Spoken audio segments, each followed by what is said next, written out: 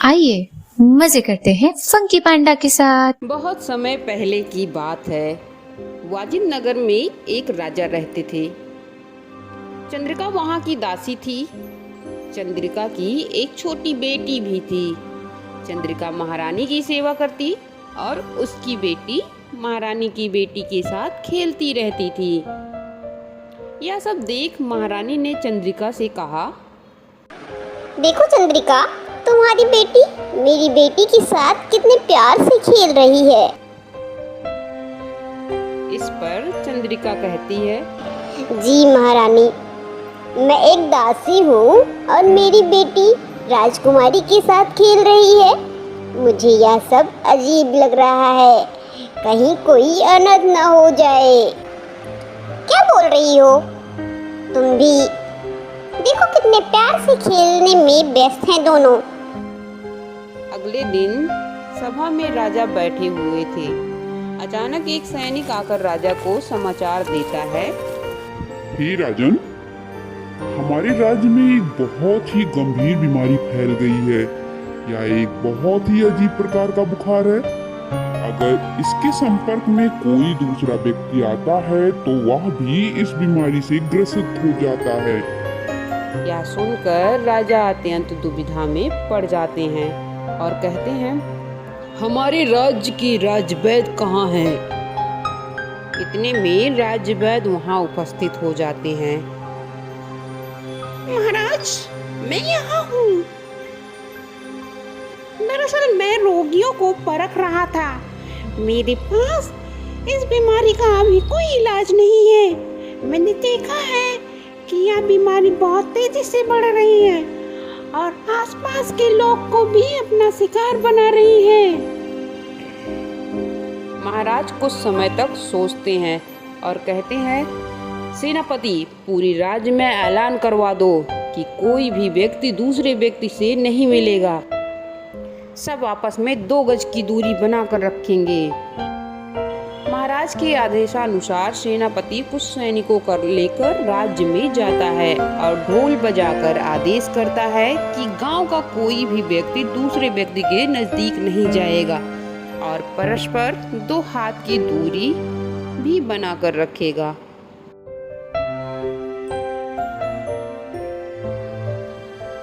महाराज सभा में से अपने कक्ष में आते हैं। वह देखते हैं कि चंद्रिका की बेटी राजकुमारी के साथ खेल रही है।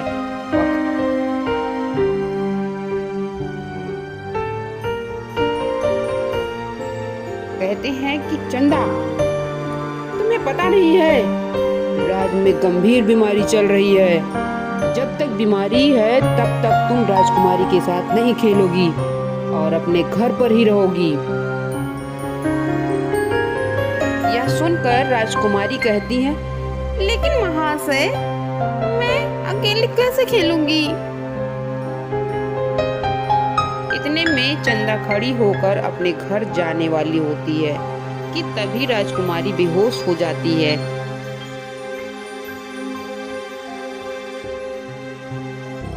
राजवैद्य आते हैं और बताते हैं कि राजकुमारी को भी वही गंभीर बीमारी हो गई है।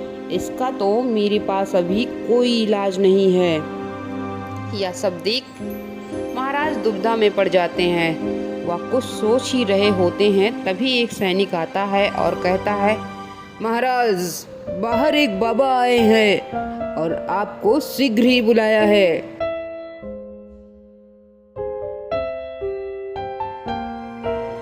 बाबा, आप यहाँ कैसे? क्या काम है आपको? सुना है राजकुमारी इस बीमारी का शिकार हो चुकी है।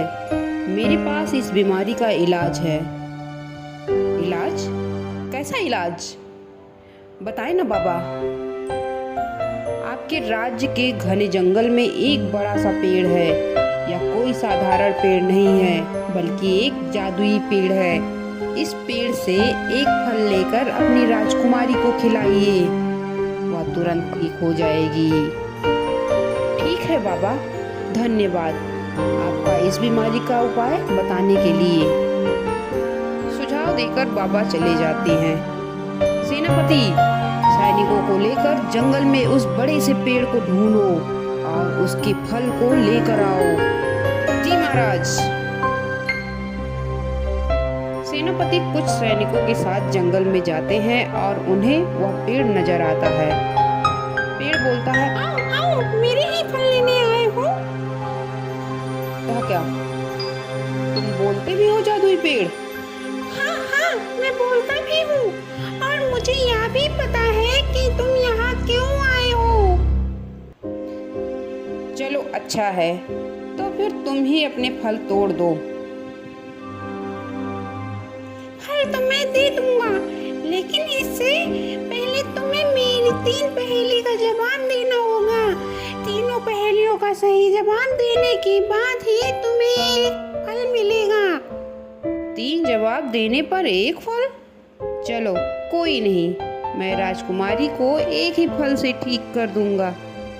चलो पूछो अपनी पहेलियाँ। वो क्या है जिसका कर्ज चुकाया जा सकता है, लेकिन माता पिता के बिना इस कर्ज को नहीं चुकाया जा सकता? अरे नहीं, मुझे तो इस पहेली का जवाब नहीं पता। चलो अगली पहेली पूछो। ऐसा क्या है जो समुद्र के तल में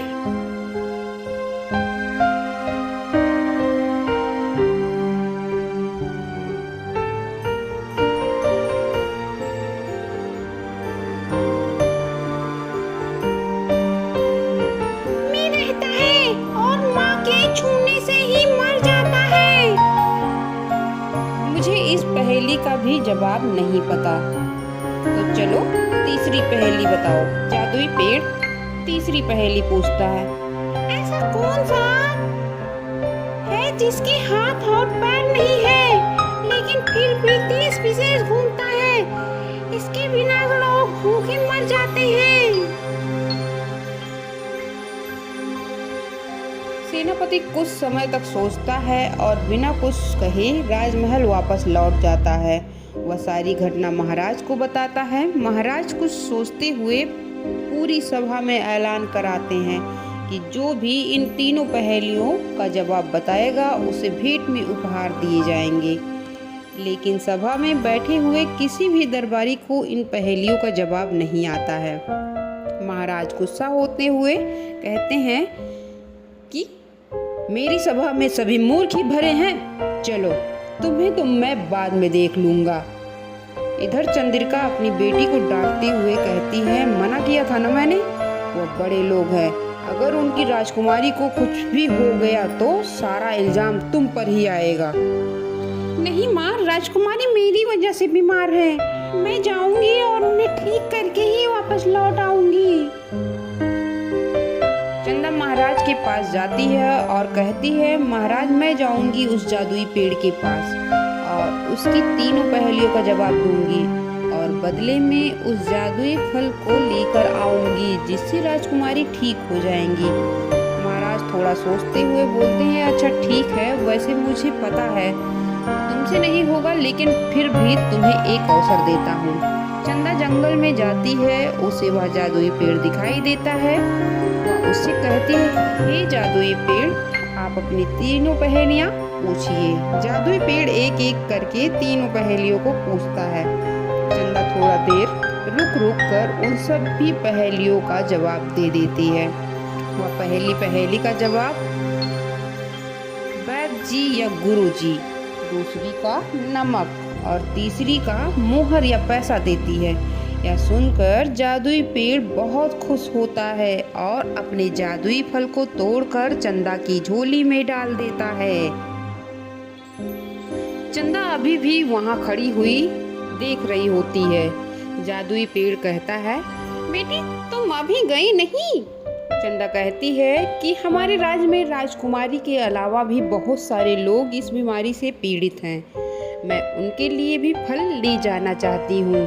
चाहो तो और भी पहेलियाँ पूछ सकते हो। चंदा का ऐसा स्वभाव देखकर जादुई पेड़ बहुत खुश हुआ और उसने पल भर में अपने जादुई फल जमीन पर बिखेर दिए। चंदा ने उस सभी फलों को समेटकर और राज्य वापस आ गई। राज्य राज्य पहुंचने के बाद राजवैद्य ने उस फल के रस को राजकुमारी के मुंह में डाला और देखते ही देखते राजकुमारी उठ खड़ी हो गई। यह देखकर महाराज और महारानी बहुत खुश हुए। महाराज चंदा से कहते हैं, बेटी मुझे माफ कर दो, मैं तुम्हें समझ नहीं पाया। आज से तुम भी मेरी बेटी हो। अब से मेरी एक नहीं बल्कि दो बेटियां हैं। महाराज चंदा को गले लगाते हैं और राजकुमारी यह सब देखकर बहुत खुश होती है। इस कहानी से आपने क्या सीखा, ये आप कमेंट बॉक्स में जरूर बताएं। अगर आपको ये वीडियो अच्छी लगी तो चैनल को लाइक, सब्सक्राइब और शेयर करें।